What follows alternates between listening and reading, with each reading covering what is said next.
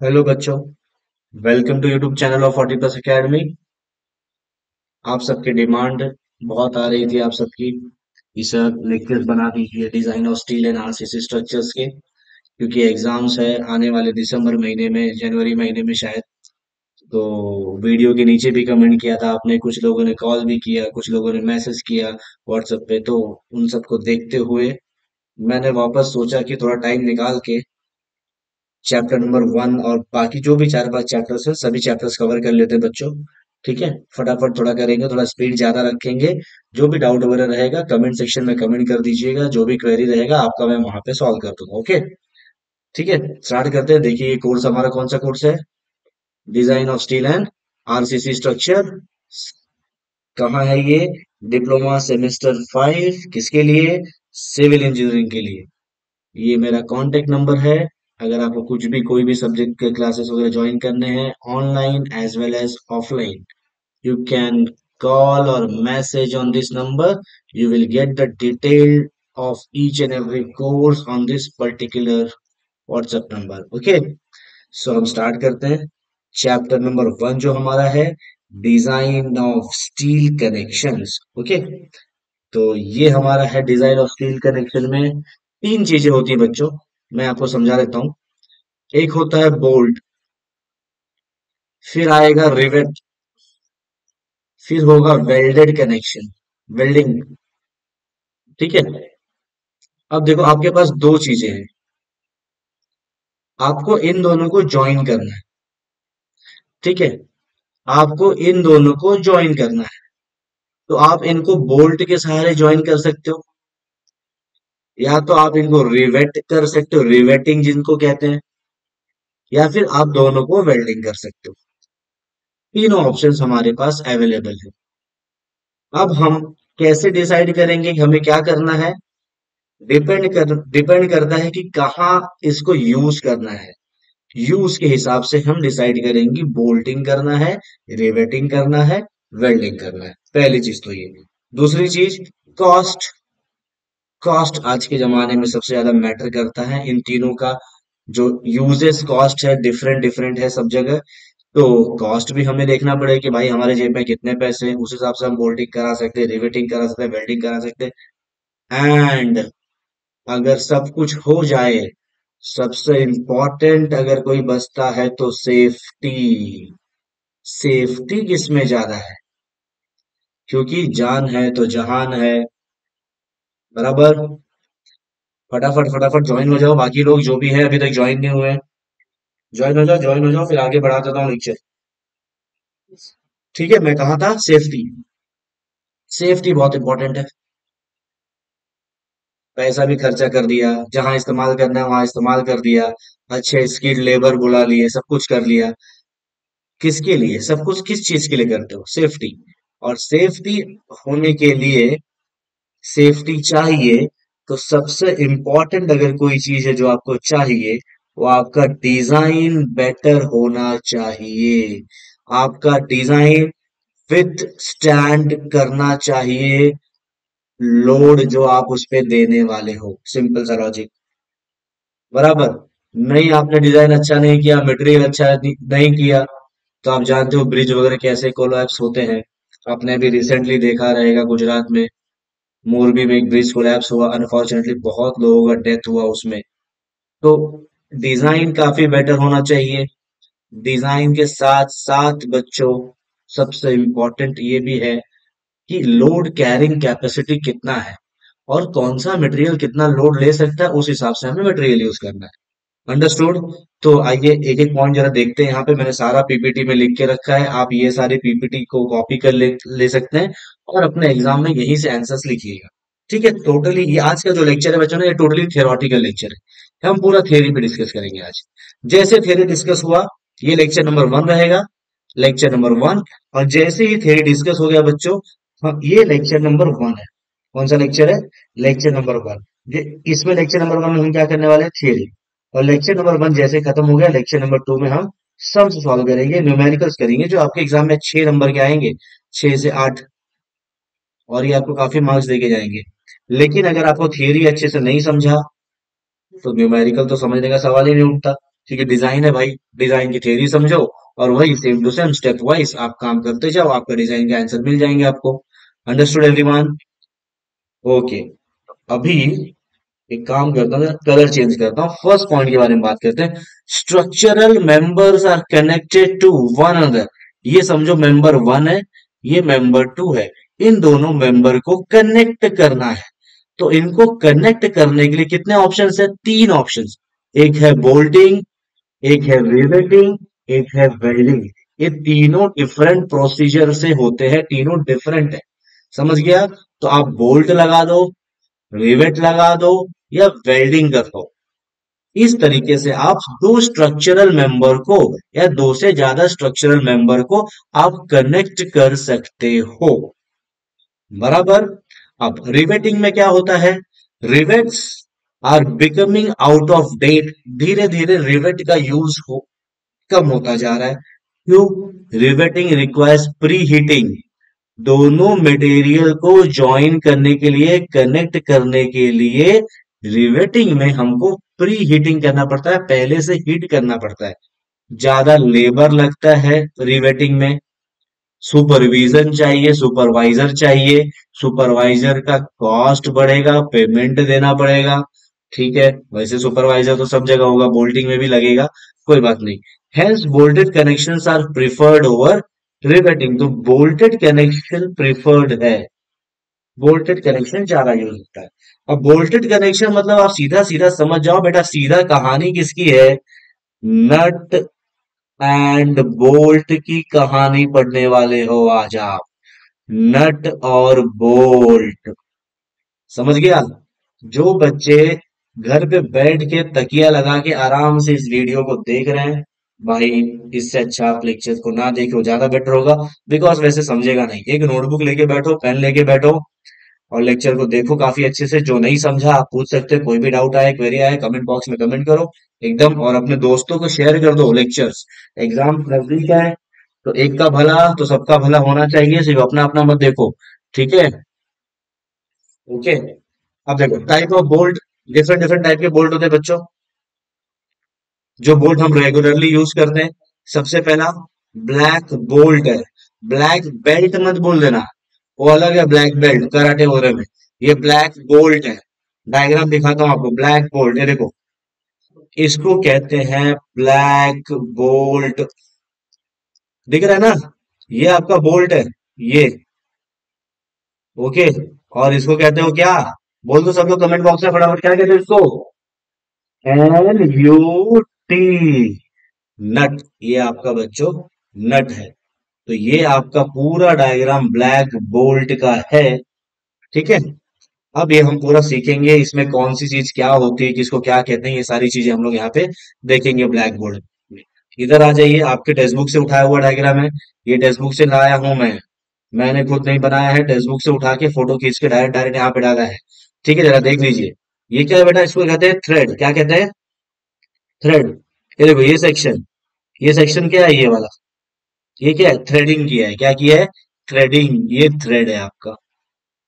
उसके ऊपर जो यहां से यहां तक है, ये क्या है? शैंक।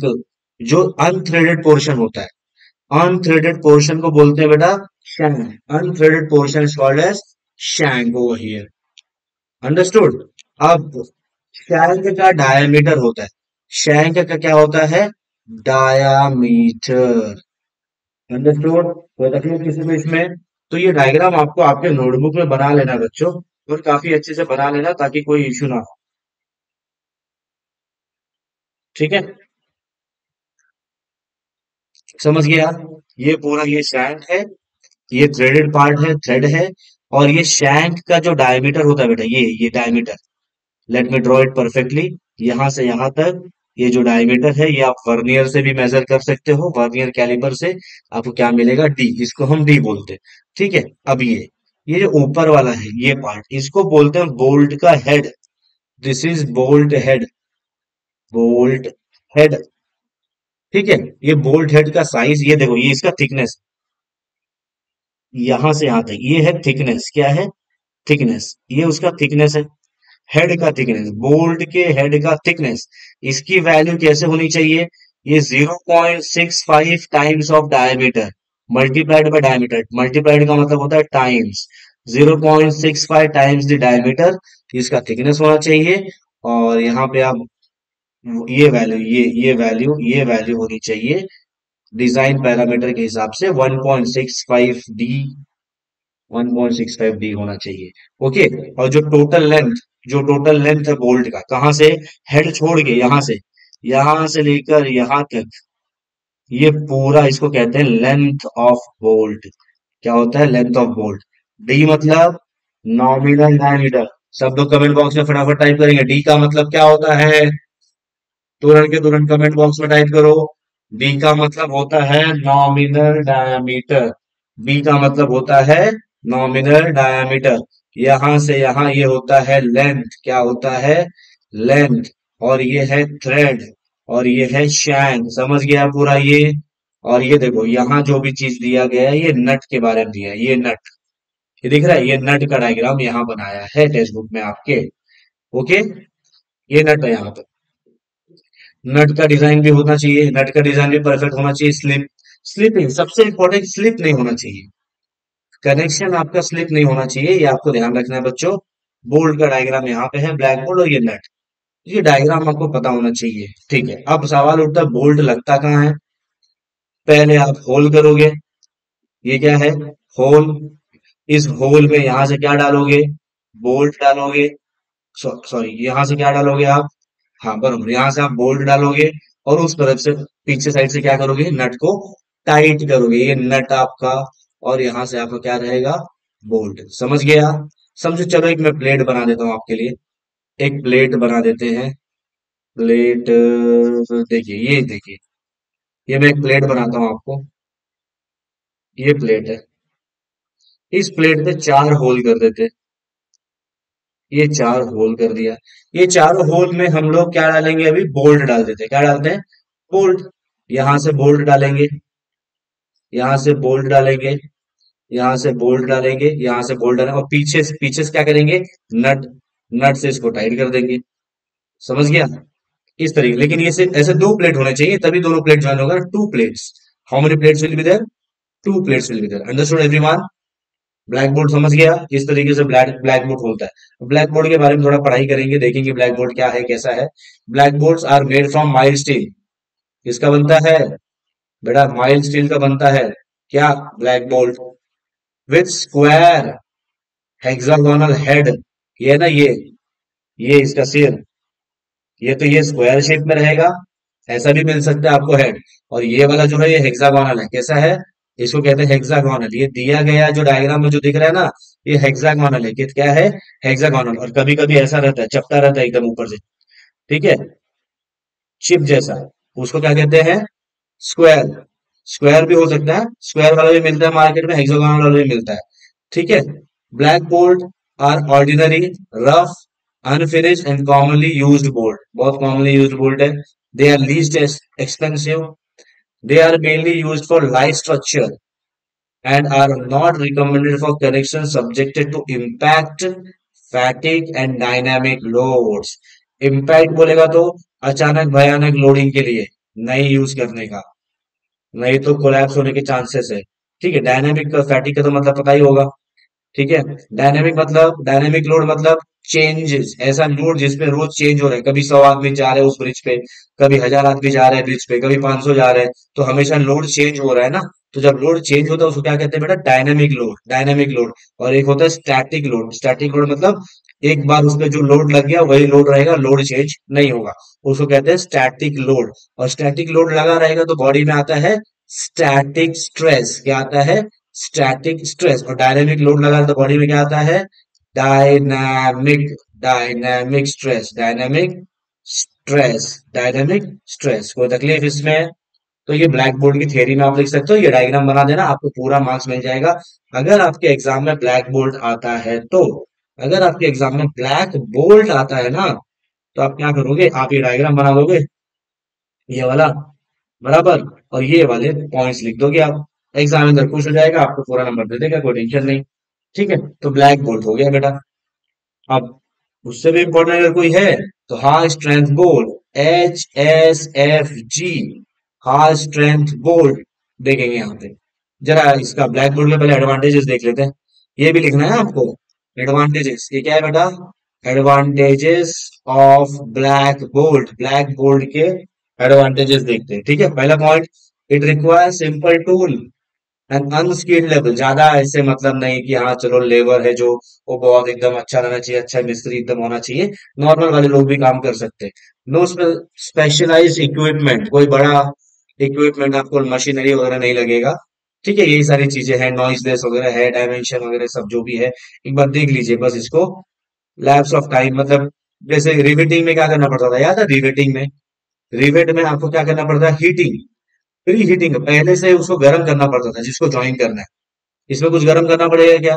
नहीं, इसलिए lapse of time for cooling, cool करने के लिए उसको रखने की जरूरत नहीं है। वेल्डिंग में भी कूल करना पड़ता है, याद है? वेल्डिंग का मटेरियल जिसको दो वेल्ड करोगे वो एकदम गर्म हो जाता है, दोनों मटेरियल को, बाद में उसको थोड़ा टाइम रखो भाई, ठंडा होने दो। ठीक है, वर्क बहुत फास्ट होता है। हाँ, ये बहुत important point number, it is very important. Easy to dismantle, मतलब जैसे दो चीज को आपने ज्वाइन करके रखा है, दो चीज को बोल्ट से ज्वाइन करके रखा है, बराबर, लेकिन ये यहां से निकालना है, इसको निकाल के यहां से कहीं और लेके जाना है। तो ऐसे केस में क्या करोगे? आप नट को खोल दोगे, दोनों खुल जाएगा, वापस कहीं और यूज कर सकते हो। तो मतलब आप इसको डिसमेंटल मतलब अलग कर सकते हो। डिसमेंटल मतलब अलग, अलग बोलेगा तो सेपरेट, आप सेपरेट कर सकते हो, बराबर। और साथ साथ में रीयूज, फिर कहीं और भी इस्तेमाल कर सकते हो। तो ये काफी इंपॉर्टेंट है बेटा, एडवांटेजेस ऑफ ब्लैक बोर्ड बहुत इंपॉर्टेंट है।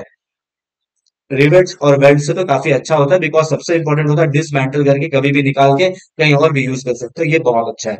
ठीक है, अब आ जाते हैं बहुत important topic, HSFG, high strength bolt. ठीक है, इस हाई स्ट्रेंथ बोल्ट को हम लोग प्यार से एक और नाम देंगे, friction grip bolts. Friction grip bolts कहते हैं बेटा इनको, फ्रिक्शन ग्रिप बोल्ट्स। ओके, अब यहां पे ध्यान देना, पहला पॉइंट क्या कह रहा है इसमें? High strength bolt are made from carbon steel. किसका बना है? कार्बन स्टील का। और वही ब्लैक बोर्ड किससे बना था? ब्लैक बोर्ड बनता है माइल्ड स्टील से। किससे?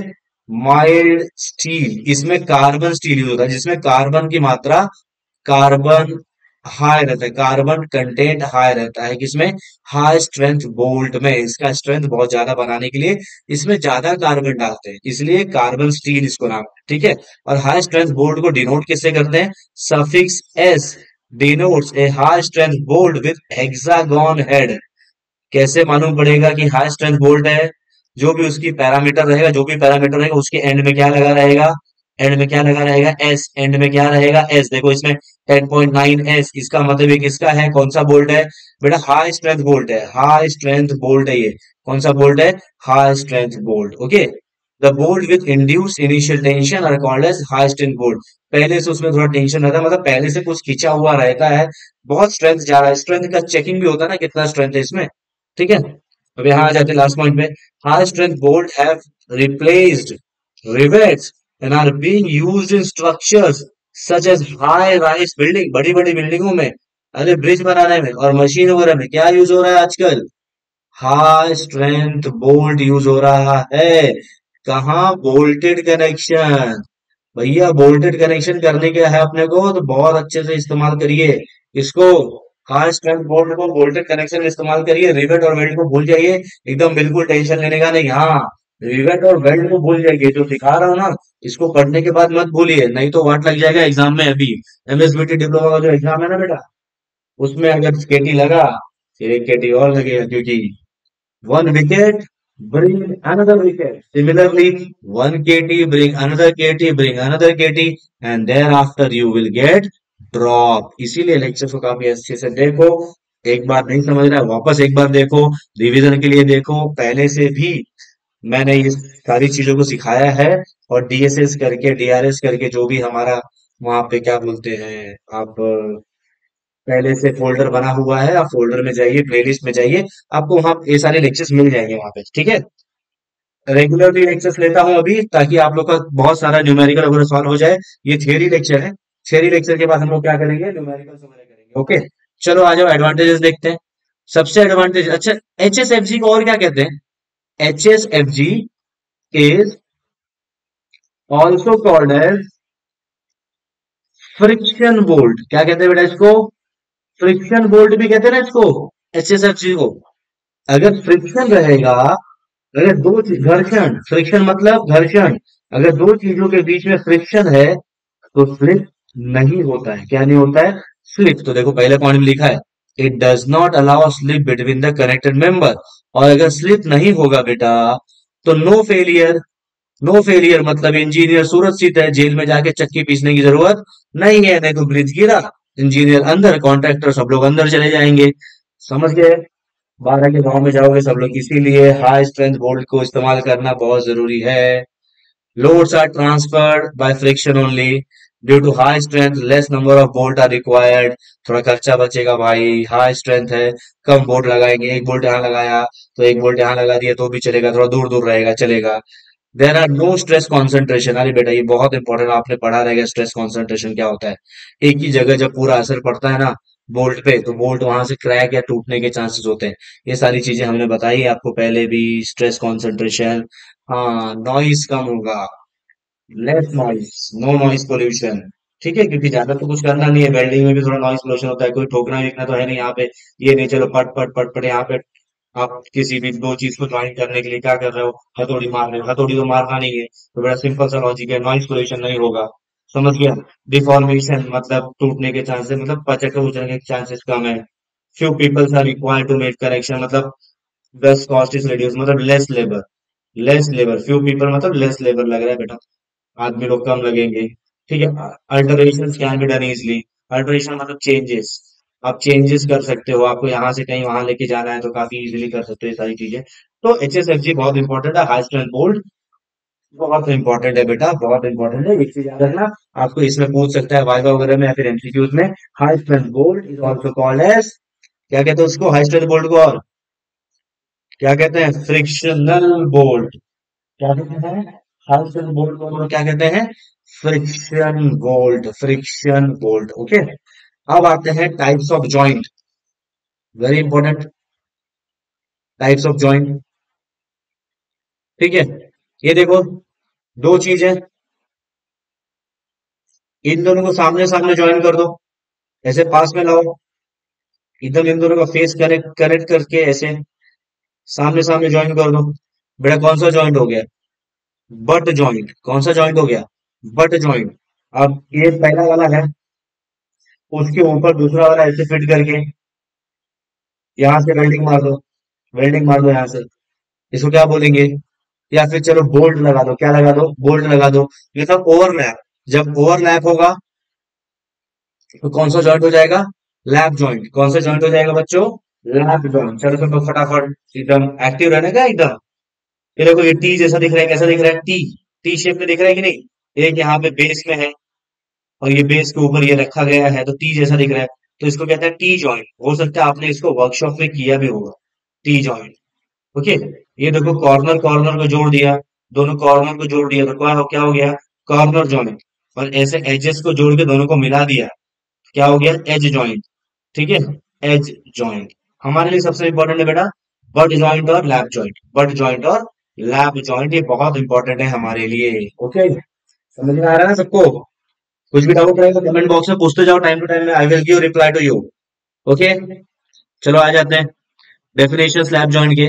When one member is placed above the other, पहला एक मेंबर दूसरे मेंबर के ऊपर लगा दिया और बोल्ट से कनेक्शन कर दिया तो ये लैब जॉइंट हो गया। आप वेल्डिंग भी कर सकते हो, क्या हो गया? Lab joint. बट जॉइंट देखो ऐसा बट जॉइंट होता है, सामने सामने दोनों का फेस ज्वाइन किया, दोनों का फेस ज्वाइन कर दिया। अरे भैया तो इसको क्या बोलेगा? क्या बोलेगा इसको भाई साहब? Butt joint. क्या बोलेंगे बच्चों? Butt joint. ये है हमारा बट जॉइंट। डेफिनेशन समझ गया सारी चीजें। In butt joint plates to be connected shall butt against each other, सामने सामने रख के और प्रोवाइडिंग ए कवर प्लेट। जरा मैं बताता हूँ, देखो कैसे ज्वाइन करते हैं इसको। देखो ये एक प्लेट है, प्लेट वन, ये दूसरा प्लेट है, इन दोनों को ज्वाइन करना है, इन दोनों को ज्वाइन करना है बट ज्वाइंट से। तो एक और प्लेट लाना पड़ेगा। क्या लाना पड़ेगा? एक और प्लेट लाना पड़ेगा। देखो ये प्लेट लाया, ये प्लेट दोनों के ऊपर ऐसे रखेंगे, बरोबर। एक होल यहाँ पे वहां बोर्ड लगा देंगे, एक होल यहाँ पे बोर्ड लगा देंगे, ये ज्वाइन हो गया। मतलब इसमें एक कवर प्लेट लगेगा। क्या लगेगा बट जॉइंट में? कवर प्लेट लगेगा। वहीं लैप जॉइंट में कवर प्लेट वगैरह जरूरत नहीं है, क्योंकि ये एक दूसरे को ओवरलैप करते हैं। तो उनमें ही क्या लगा देते हैं हम लोग? Nut bolt. समझ गया ना? Bolted connection. चाहिए तो वेल्डिंग कर दो, कोई तकलीफ नहीं। लेकिन हम प्रिफर क्या कर रहे हैं, अभी हम लोग क्या कर रहे हैं? Bolted connection. तो हम बोल्ट की बात करेंगे। ठीक है? कोई तकलीफ किसी को? नहीं ना? चलो आगे देखते हैं। हाँ, अब आया बहुत important topic, very important topic आ चुका है आपके सामने, डिटेलिंग ऑफ बोल्ट। इसको ध्यान से समझो, मैं थोड़ा धीरे धीरे समझाता हूँ इसको, लेकिन समझो, और बहुत ध्यान से समझो। नहीं तो फिर पूरा चैप्टर उड़ जाएगा आपके दिमाग से, इसको नहीं समझेगा तो। ठीक है? सबसे पहले हम समझेंगे ये पिच क्या होता है। पिच पहले समझते हैं, चलो। पिच डिनोट करते हैं पी से। Pitch is the distance. हाँ, ये इंपॉर्टेंट है, ये आपको डेफिनेशन में आ सकता है। वो आपके एग्जाम में आ सकता है definition, right? Definition of pitch. Pitch is the distance between centres of any two adjacent holes. Diagram बनाता हूं मैं आपके लिए, ध्यान दीजिए डायग्राम पे।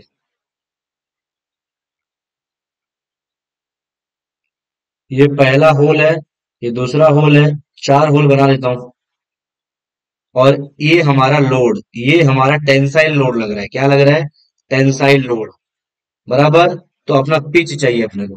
Pitch is the distance between centre of any two adjacent hole. Adjacent बोलोगे तो what do mean by adjacent? अरे बाजू बाजू, साइड वाला। ये और ये दोनों एडजेसेंट है। इन दोनों का सेंटर, इसका सेंटर इधर है, इसका सेंटर इधर है।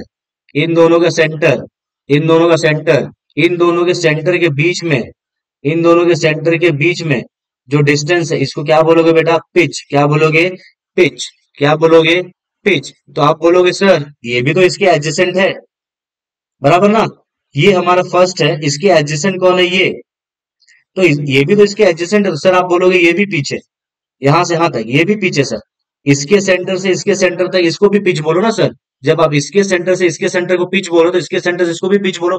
नहीं बेटा, इधर बहुत अच्छे से लिखा है, इन the direction of load stress. आपका लोड के डायरेक्शन में ये यही लेगा, बस यही पिच है। ये पिच नहीं है।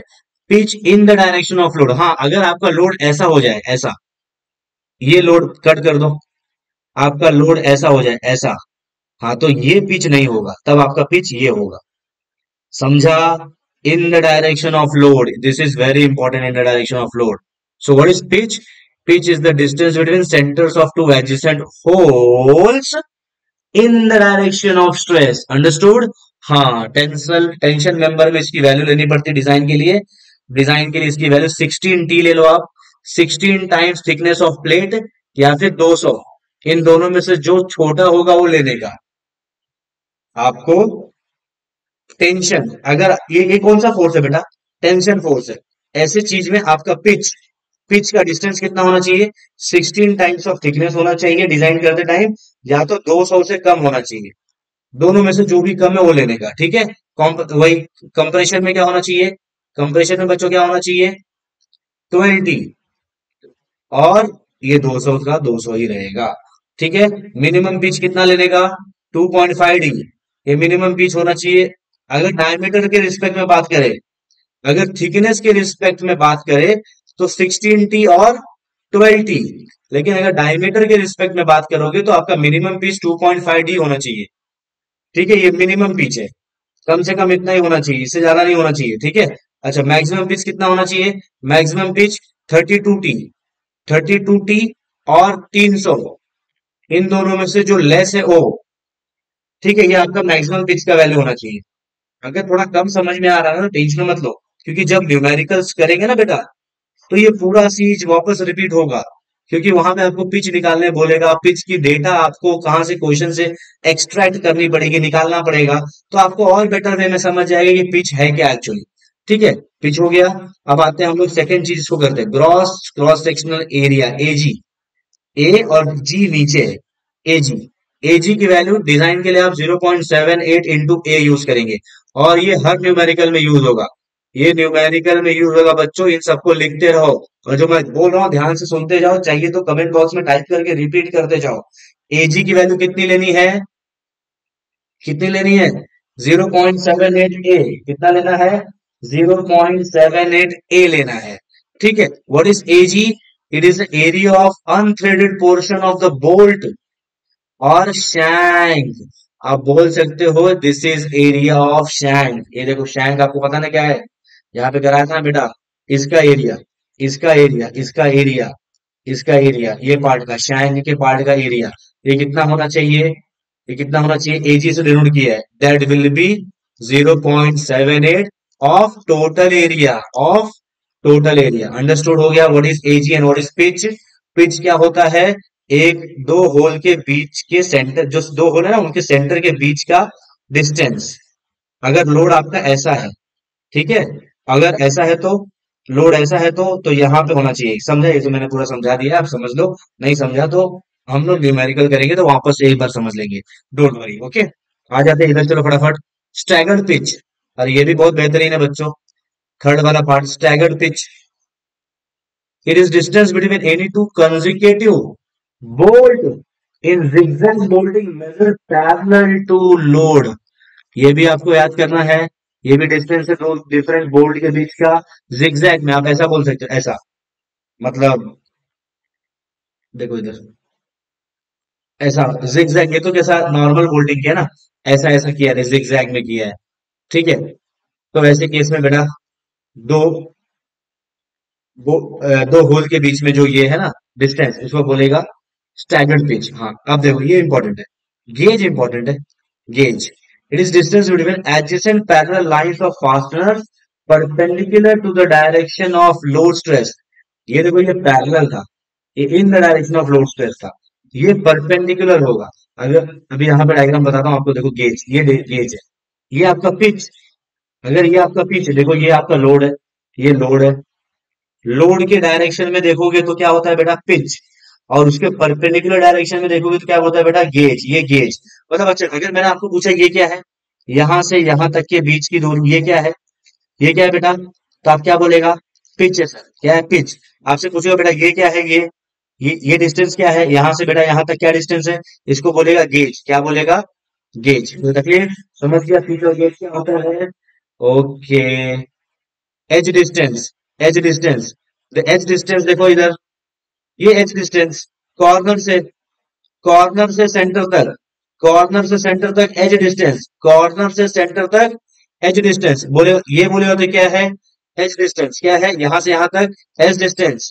अच्छा बताओ, यहां से लेकर यहां तक ये क्या है, ये क्या है, ये एज डिस्टेंस है, क्या है, एज डिस्टेंस। और एज डिस्टेंस कभी भी सेम डायरेक्शन में होना चाहिए, किसके, लोड के, किसके बेटा, लोड के सेम डायरेक्शन में क्या होगा, एज डिस्टेंस। देखो ये यहां से, मैं दूसरा पेन लेता हूँ, कलर बदल देता हूँ, ये देखो, ये सेंटर है, इस सेंटर से यहां तक का डिस्टेंस, ये क्या है बेटा, ये एज डिस्टेंस, ये क्या है, एज डिस्टेंस। अंडरस्टूड, कोई तकलीफ किसी को। एक और आएगा end distance, the distance from the fastener hole to edge measure parallel to the direction of load, देखेंगे अभी, एज डिस्टेंस हो गया, अभी आपका एंड डिस्टेंस, ठीक है, एंड डिस्टेंस का भी याद कर लो, ये आपको पूरा याद करना है, ये आएगा एग्जाम में आपके, आपको आ सकता है define staggered pitch edge distance. तो इसके लिए बेटा ये डायग्राम बना देना, ये डायग्राम बहुत इंपॉर्टेंट है, डायग्राम बना दोगे तो आपका पेपर चेक करने वाला एकदम खुश हो जाएगा, बोलेगा अरे वाह क्या डिटेलिंग की है बोर्ड का, ठीक है, टेंशन लेने की जरूरत नहीं। तो हाँ ये याद रखो, ये सारी चीजें यूज होंगी कहाँ, सम सॉल्व करने में, सम सॉल्व करने में यूज होगा सारी चीजें, ठीक, समझ गया पूरा। सबसे इंपॉर्टेंट अगर इसमें कुछ था तो डिटेलिंग ऑफ ये बोल्ट। अब आ जाते हैं स्पेसिफिकेशन ऑफ बोल्ट होल। अरे भैया बोल्ट के बारे में बहुत पढ़ लिया, अब जिस होल में ये बोल्ट जाता है, अरे होल के बारे में भी पढ़ना पड़ेगा ना, होल के बारे में भी जानकारी चाहिए कि नहीं चाहिए, ठीक है। जिस होल में बोल्ट जाएगा वो भी तो पता होना चाहिए, वो होल कैसे बनाना है अपने को, क्योंकि होल भी हमको बनाना है, बोल्ट भी हमको ही लगाना है, समझ जाना है यहाँ पे काफी अच्छे से, ठीक है। तो देखो, अच्छा अब एक सिंपल क्वेश्चन, आपका होल का साइज बड़ा होगा कि बोल्ट का साइज बड़ा होगा, बता दो फटाफट, डायमीटर ऑफ होल बड़ा होगा या डायामीटर ऑफ बोल्ट बड़ा होगा? सीधी सी बात है। ये होल है, होल के अंदर कौन जाएगा? होल के अंदर कौन जाएगा? बता दो जरा, कमेंट बॉक्स में फटक से। होल के अंदर कौन जाएगा? इंतजार करता हूं, टाइप करो सब लोग। होल के अंदर जाएगा बोल्ट। तो होल बड़ा, diameter, diameter of hole greater, diameter of hole is greater than diameter of bolt. तो अगर आपका देखो इधर, नॉमिनल बोल्ट डायमीटर, अगर आपका बोल्ट डायमीटर 12 है तो होल का डायमीटर 13 होना चाहिए। अगर आपका बोल्ट का डायमीटर 14 है तो होल का डायमीटर 15 होना चाहिए। अगर आपका बोल्ट का डायमीटर 16 है तो आपका होल का डायमीटर 18 होना चाहिए। ये डिजाइन है, क्या है? डिजाइन। ये आपको याद रखना है, या फिर डिजाइन डेटा बुक में है? कहाँ है? डिजाइन डेटा बुक में, इधर ध्यान दो। अगर ये नॉमिनल डायमीटर 20 है, डायमीटर ऑफ बोल्ट 20 है, तो होल का डायमीटर 22 होना चाहिए। अगर आपका डायमीटर ऑफ बोल्ट 30 है तो आपका होल का डायमीटर 33 होना चाहिए। समझा? तो ये आप अपने नोटबुक में बना लो, बहुत इंपॉर्टेंट है। Bolt holes are made larger than bolt diameter. समझा? कोई तकलीफ किसी को? और ये जो नीचे लिखा है ना, पिच मिनिमम ये होना चाहिए, पिच मैक्सिमम ये होना चाहिए। ये सारी चीजें हम लोग सम सॉल्व करने के लिए यूज करते हैं। और अगर आपने नहीं किया तो आप सम नहीं सॉल्व कर पाओगे। इसको एक जगह नोटबुक में मेरे प्यारे बच्चों लिख लीजिए, काफी अच्छे से लिख लीजिए। स्क्रीनशॉट ले लो और लिख लो, ठीक है? धीरे धीरे हम लोग न्यूमेरिकल की तरफ बढ़ रहे हैं, पूरा थ्योरी मैं करवा रहा हूँ, हम लोग न्यूमेरिकल की तरफ बढ़ेंगे, ठीक है? चलो आगे देखते हैं। शेयर कर दो वीडियोस अपने दोस्तों को, अपने ग्रुप वगैरह जहां भी हैं, जो आपके दोस्त हैं वहां डाल दो, ताकि लिंक वगैरह से वो लोग बरोबर ज्वाइन हो जाएं, या फिर बाद में भी देखना हो तो बाद में भी देख सकते हैं। ठीक है, आ जाते हैं। देखो हम तीन चीज बताएंगे आपको। फेलियर, इंसान अगर कभी भी फेल होता है तो उसका सिर्फ एक कारण नहीं होता है। इंसान के सक्सेस में भी बहुत सारे कारण होते हैं, और इंसान के फेलियर में भी। तो फेलियर में, अब हम यहाँ किसके फेलियर की बात कर रहे हैं? बोल्ट के। बोल्ट का फेलियर आपका शीयर में होगा, शीयर फोर्स में हो सकता है। शीयर फेलियर हो जाए बोल्ट का, मतलब बोल्ट टूट जाए शीयर में, और वो टूटे नहीं, इसलिए हमें बरोबर और बढ़िया डिजाइन करना पड़ेगा। अच्छा डिजाइन करेंगे किसका? बोल्ट इन शियर का। अच्छा, बोल्ट का फेलियर टेंशन में भी हो सकता है। अरे खिंचाव, खिंच जाएगा, ज्यादा ज्यादा लोड आ जाएगा और टेंशन में भी फेलियर हो सकता है। इसीलिए टेंशन से ना फेल हो हमारा बोल्ट, तो हम ये डिजाइन फॉर्मूला यूज करेंगे, safety of bolt, design of bolt in tension. और फिर हमारा बेयरिंग में भी बोल्ट का फेलियर हो सकता है। इसीलिए बेटा हम लोग design of bolt in bearing भी करेंगे बच्चों, और ये उसका फॉर्मूला है। इन सारे फॉर्मूले को आप लोग लिखोगे, अच्छे से लिखोगे। देखो यहां बताता हूं, नॉमिनल शियर स्ट्रेस ये किसका है? किसका फॉर्मूला है? शियर, ठीक है, शियर स्ट्रेंथ, शियर। ये क्या है? Ultimate stress, ultimate tensile stress. F you का मतलब होता है, एफ यू की जगह बेटा आप सिग्मा यू लिखोगे तो भी चलेगा। सिग्मा यू का मतलब होगा अल्टीमेट स्ट्रेस। क्या होगा? अल्टीमेट मतलब मैक्सिमम स्ट्रेस जितना हमारा स्ट्रक्चर लोड ले सकता है, ठीक है।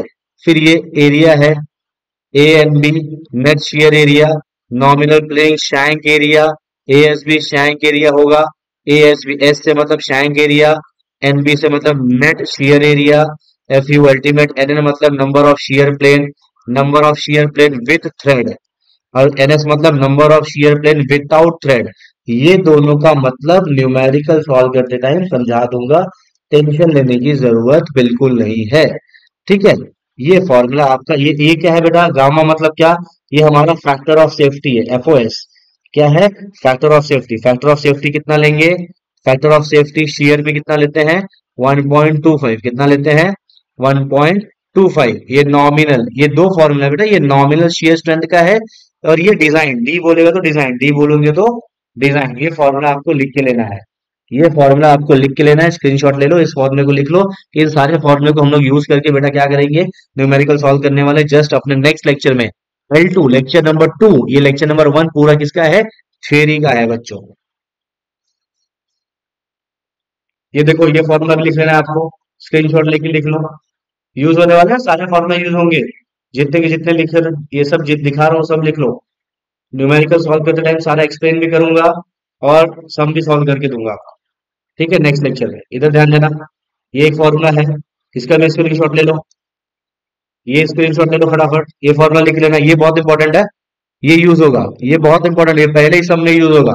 खासकर ये दिख रहे हैं ना, ये सब केबी, ये सारी चीजें यूज होने वाली हैं, सब अच्छे से लिख के ले लो।